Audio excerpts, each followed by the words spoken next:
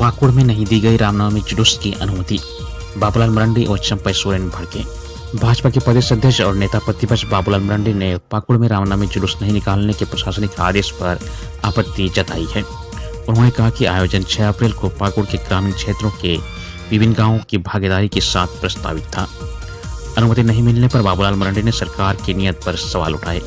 उन्होंने कहा कि पाकुड़ जिला प्रशासन द्वारा ग्रामीणों को रामनवमी का जुलूस निकालने से रोकने के लिए आधी रात को जारी किया गया आदेश हिंदू आस्था पर सीधा प्रहार है। बाबूलाल मरांडी ने कहा कि पाकुड़ में जब तजिया निकल सकते हैं तो फिर रामनवमी का जुलूस क्यों नहीं निकल सकता। सरकार ने आज रामनवमी पर रोक लगाई है। कल दीपावली और दुर्गा पूजा पर भी इस तरह से तुगल के फरमान जारी होंगे। पूर्व मुख्यमंत्री चंपई सोरेन ने भी इस पर विरोध जताया है। चंपई सोरेन ने कहा कि पाकुड़ में प्रशासन द्वारा ग्रामीणों के रामनवमी जुलूस पर रोक लगाना राज्य की सरकार की हिंदू विरोधी मानसिकता को दर्शाता है। गिरिडीह में रामनवमी के दौरान लाठीबाजी के बाद शख्स को आया हार्ट अटैक। गिरिडीह में रामनवमी के मौके पर हार्ट अटैक आने से एक व्यक्ति की मौत हो गई। वो लाठीबाजी के बाद खड़े हुए थे। इसी बीच उनको दिल का दौरा पड़ा और वह जमीन पर गिर गए। आसपास के लोगों ने उनको अस्पताल पहुंचाया तो डॉक्टर ने उन्हें मृत घोषित कर दिया। यह पूरी घटना बेंगाबाद प्रखंड के मधवाड़ी गांव की है। मृतक की पहचान 53 वर्षीय सुखदेव प्रसाद यादव के रूप में हुई है। वह काफी स्वस्थ थे और काफी जोश से लाठी भांज रहे थे। इसी बीच जैसे ही वह लाठी भांजने के बाद मैदान के किनारे खड़े हुए कि अचानक उन्हें दिल का दौरा पड़ गया और वहीं गिर गए। कोई कुछ समझ पाता इससे पहले उनकी मौत हो चुकी थी। भाजपा का ध्वज लगाकर नेताओं ने पार्टी का 46वां स्थापना दिवस मनाया। भाजपा कार्यकर्ताओं ने रविवार को पार्टी का 46वां स्थापना दिवस व रामनवमी पर्व धूमधाम से मनाया। पार्टी के नेताओं ने कार्यकर्ताओं ने अपने अपने घरों पर पार्टी का ध्वज लगाकर स्थापना दिवस मनाया। भाजपा के कार्यकारी अध्यक्ष रविंद्र राय ने गिरिडीह, पूर्व मुख्यमंत्री रघुवर दास ने जमशेदपुर व प्रदेश संगठन महामंत्री कर्मवीर सिंह ने प्रदेश भाजपा कार्यालय में पार्टी ध्वज लगाया। प्रदेश भाजपा अध्यक्ष व नेता प्रतिपक्ष बाबूलाल मरांडी ने कहा कि पंडित दीनदयाल उपाध्याय, श्यामा प्रसाद मुखर्जी, अटल बिहारी वाजपेयी एवं उन सभी महापुरुषों को नमन है जिन्होंने देशभक्ति की भावना से भाजपा की नींव रखी और करोड़ों राष्ट्रभक्तों को एकजुट होकर मजबूत संगठन खड़ा किया।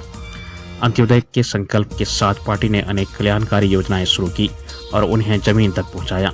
उन्होंने कहा कि भाजपा ने राम मंदिर आंदोलन, धारा 370 और समाज के वंचित वर्गों के कल्याण जैसे कार्यों के माध्यम से हमेशा देश हित को सर्वोपरि रखा।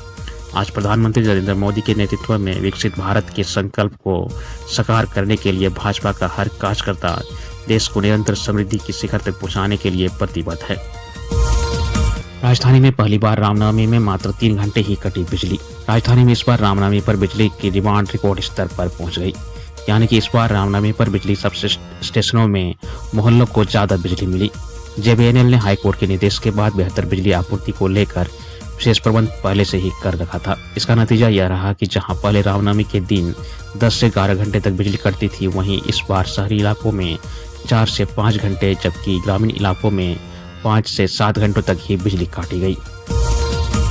रांची के निजी स्कूलों में फीस को लेकर कमेटी बनाने का दिया निर्देश।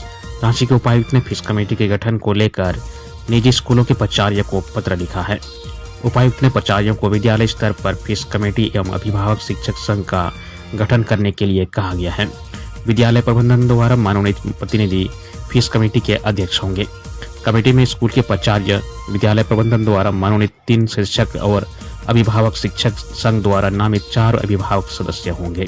विद्यालयों को 1 सप्ताह में कमेटी का गठन कर इसकी जानकारी कार्यालय को देने के लिए कहा गया है। ज्ञात हो कि स्कूली शिक्षा एवं साक्षरता विभाग के सचिव ने इस संबंध में सभी उपायुक्तों को पत्र भेजा गया था, जिसमें स्कूल स्तर के फीस कमेटी का गठन कर इसकी रिपोर्ट विभाग को देने का निर्देश दिया गया था। सरयू राय ने कहा, आयुष्मान घोटाले में दोषियों को बचाया जा रहा है। विधायक सरयू राय ने आयुष्मान घोटाले में झारखंड सरकार के स्वास्थ्य विभाग की संलिप्तता का एक नया पहलू उजागर किया है। श्री राय के अनुसार स्वास्थ्य विभाग ने जानबूझकर वैसे सरकारी चिकित्सकों पर कार्रवाई नहीं की जा रही है जो नियम के विरुद्ध आयुष्मान से सूचीबद्ध निजी अस्पतालों के साथ कार्य कर रहे थे। उन्होंने कहा कि झारखंड स्टेट आरोग्य सोसाइटी के तत्कालीन कार्यकारी निदेशक डॉक्टर भुवनेश प्रताप सिंह ने झारखंड सरकार की स्वास्थ्य सेवाओं के निदेशक प्रमुख से 3 अगस्त 2022 को पत्र लिखा। पत्र के माध्यम से अनुरोध किया था कि वे सरकारी नेत्र चिकित्सकों एवं गैर नेत्र चिकित्सकों द्वारा प्रतिस्थापित अस्पताल के अतिरिक्त निजी सूचीबद्ध अस्पतालों में किए जा रहे काज की तथ्यात्मक जांच कराकर जांच प्रतिवेदन शीघ्र उपलब्ध कराएं। इस पत्र में उन्होंने कहा कि सरकार के निर्देश की अवहेलना की जा रही है। श्री राय के अनुसार राज्य आरोग्य सोसाइटी के निदेशक के पत्र के उपरांत जांच हुई और पाया गया कि बड़ी संख्या में ऐसे चिकित्सक हैं जो दिशा निर्देश की अवहेलना कर उन सूचीबद्ध अस्पतालों में निजी प्रैक्टिस कर रहे हैं। जो निजी अस्पताल आयुष्मान योजना के तहत सरकारी लाभ बीमा कंपनियों के माध्यम से प्राप्त कर रहे हैं। सर्विसिंग सेंटर में आग लगने से 25 कार जलकर हुई खाक। पलामू जिले के शहर के रेड़मा पुरानी रांची रोड स्थित कार सर्विसिंग सेंटर में शनिवार को रात्रि लगभग 1:30 बजे आग लग गई, जिसमें 25 कार जलकर खाक हो गई। करीब 6 घंटे बाद आग पर काबू पाया जा सका। घटना में 1 करोड़ का नुकसान होने का अनुमान लगाया है। लोगों ने बताया कि आग की लपटें काफी तेज थी। घटना की सूचना सर्विसिंग सेंटर के मालिक को दी गई। गैरेज में ज्यादातर कार मारुति कंपनी की है। मशीन और गाड़ी जलने से करीब 1 करोड़ का नुकसान बताया जा रहा है। स्थानीय लोगों के अनुसार आगलगी की घटना शॉर्ट सर्किट के कारण हुई है। जलने वाले वाहनों में स्विफ्ट डिजायर, अल्टो और टाटा सुमो सहित अन्य कारें शामिल हैं। आग लगने से गैरेज के अंदर रखी हुई मशीन जलकर पूरी तरह से खाक हो गई। सूचना मिलने पर टीओपी थाना की पुलिस घटनास्थल पर पहुंची। पुलिस ने बताया कि 2 फायर ब्रिगेड की गाड़ी आग पर काबू पाने के लिए लगाई गई थी।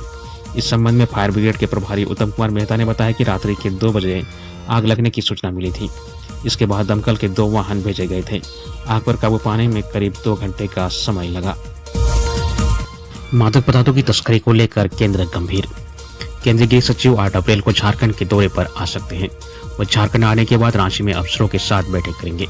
इस दौरान मादक पदार्थों के दुरुपयोग, इसके अवैध व्यापार को रोकने के लिए किए गए विशेष कार्य या पहल और जागरूकता अभियान सहित अन्य बिंदुओं पर चर्चा करेंगे। केंद्रीय गृह सचिव के आगमन की सूचना मिलने के बाद गृह विभाग ने तैयारी शुरू कर दी है।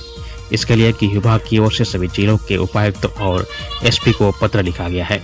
पत्र में बताया गया है कि जिला स्तर पर मादक पदार्थों के अवैध व्यापार को लेकर की गई कार्रवाई पर परिचर्चा की जाएगी।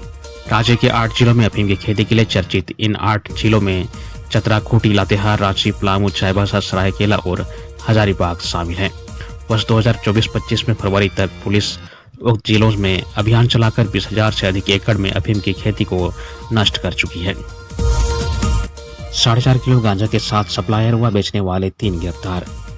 रांची के पंडराओपी की पुलिस ने 4.5 किलो गांजा के साथ सप्लायर प्रिंस कुमार सिंह और गुंटी में गांजा बेचने वाले 3 दुकानदार अजीत कुमार साहू, संजय कुमार साहू, दामोदर साहू को गिरफ्तार किया है। प्रिंस कुमार सिंह मूल रूप से टंडवा पलामू का रहने वाला है। पुलिस को सूचना मिली थी कि IITI बस स्टैंड के पास 3 दुकानदार अपनी अपनी गुमटी में गांजा बेचते हैं। एक युवक प्रिंस कुमार सिंह एक झोला में गांजा लेकर उन दुकानदारों को देने के लिए आ रहा है। उसी सूचना पर कोतवाली डीएसपी प्रकाश सोई के नेतृत्व में पंडराओपी प्रभारी Manish Kumar IITI bus stand पहुंचे और प्रिंस को गिरफ्तार कर लिया। उसने पुलिस को बताया कि वह बस स्टैंड में 3 दुकानदारों को गांजा सप्लाई करता है। उसकी निशानदेही पर पुलिस ने दुकानदार अजीत कुमार साहू, दामोदर साहू और अजय साहू को गिरफ्तार किया है। उनसे पूछताछ की गई तो उन लोगों के घर से भी गांजा बरामद किया गया। राज्य के 50 नए एकलव्य मॉडल विद्यालयों में इसी सत्र से शुरू होगी पढ़ाई। राज्य के 50 एकलव्य मॉडल आवासीय स्कूलों में इस वर्ष से पढ़ाई शुरू होगी। विद्यालयों में नामांकन के लिए प्रवेश परीक्षा लिया गया है। राज्य में कुल 92 एकलव्य मॉडल आवासीय विद्यालय हैं। विद्यालयों में कक्षा 6 से 12वीं तक की पढ़ाई होती है। एकलव्य विद्यालय की एक कक्षा में 60 विद्यार्थी का नामांकन दिया जाता है। राज्य में वर्ष 2018-19 तक केंद्र सरकार द्वारा राज्य में कुल 23 एकलव्य मॉडल आवासीय विद्यालय स्वीकृत किए गए थे। इनमें से 7 विद्यालयों में पढ़ाई शुरू की गई थी। 14 का भवन निर्माण कार्य पूरा हो गया है, जबकि 2 विद्यालय का भवन निर्माण का कार्य अंतिम चरण में है। इन सभी विद्यालयों में पढ़ाई शुरू की जाएगी। इसके बाद 2019-20 में 69 विद्यालय को स्वीकृति दी गई है। जिन विद्यालयों में इस सत्र से पढ़ाई शुरू की जाएगी, इनमें से अधिकतर स्कूलों का भवन निर्माण कार्य पूरा हो चुका है। जिन स्कूलों का भवन निर्माण नहीं हुई वह फिलहाल दूसरे विद्यालयों में साथ में टेक कर संचालित किया जाएगा। विद्यालयों में शिक्षकों की नियुक्ति हो गई है। विद्यालय में नामांकित बच्चों को खाना, पोशाक, किताब समेत अन्य पाठ्य सामग्री निःशुल्क उपलब्ध कराए जाते हैं। रांची में स्कूटी सवार महिला से चैन की छिनतई। रांची के सदर थाना क्षेत्र के 7 डे अस्पताल के समीप लगने वाली सब्जी बाजार से बड़गाय चौक के बीच स्कूटी पर बैठी महिला से बाइक सवार 2 अपराधियों ने चेन छीन ली। इस संबंध में महिला के बयान पर सदर थाना में प्राथमिकी दर्ज कराई गई है। महिला ने प्राथमिकी में लिखा है कि वह 5 अप्रैल को 7 डे अस्पताल के पास सब्जी खरीदकर अपने पिता के साथ स्कूटी में पीछे बैठकर बड़गाई स्थित अपने फ्लैट लौट रही थी। दोनों अपराधी बाइक पर सवार थे। दोनों अपराधियों ने अपनी बाइक को स्कूटी के सामने लाकर रास्ता ब्लॉक कर दिया। इसके बाद बाइक पे पीछे बैठा अपराधी ने महिला के गले से चेन निकाल लिया। इसके बाद दोनों अपराधी बूटी मोड़ की ओर फरार हो गए। महिला ने प्राथमिकी में लिखा है कि दोनों अपराधियों ने हेलमेट पहन रखा था, जबकि गले से चैन निकालने वाला अपराधी काला टी शर्ट पहने हुए थे। इधर पुलिस सीसीटीवी फुटेज के आधार पर अपराधियों तक पहुंचने का प्रयास कर रही है। आदित्यपुर के रियल एस्टेट कारोबारी की इचागढ़ में पत्थर से कुचकर हत्या। आदित्यपुर के रियल एस्टेट कारोबारी रघुनाथ राय उर्फ छमालू की इचागढ़ में अपराधियों ने पत्थर से कुचकर बेरहमी से हत्या कर दी। रघुनाथ राय आदित्यपुर RIT निवासी थे। उनकी हत्या इचागढ़ थाना क्षेत्र के नागा सेरेंग गांव से कुटाम की ओर जाने वाली सड़क के किनारे की गई। घटना शनिवार की रात की है। ग्रामीणों ने रविवार सुबह सड़क किनारे लहूलुहान शव देख पुलिस को सूचना दी। मौके पर पहुंची पुलिस ने शव को कब्जे में लेकर पोस्टमार्टम के लिए सरायकेला सदर अस्पताल भेज दिया। थाना प्रभारी विक्रमादित्य पांडे ने मामले को हत्या करार देते हुए गहन जांच की बात कही है। इधर मृतक की बोलेरो NH 33 के दारोदा नीमडी के पास लावारिस हालत में बरामद की गई है। RIT थाना क्षेत्र के पद संख्या 19 निवासी रघुनाथ राय उर्फ झमालू पिछले करीब 7 सालों से रियल एस्टेट के कारोबार से जुड़ा हुआ था। अभी हाल में पद संख्या 17 में एक घर की बिक्री करवाई थी। इसमें कमीशन को लेकर घर के विक्रेता से विवाद हुआ था।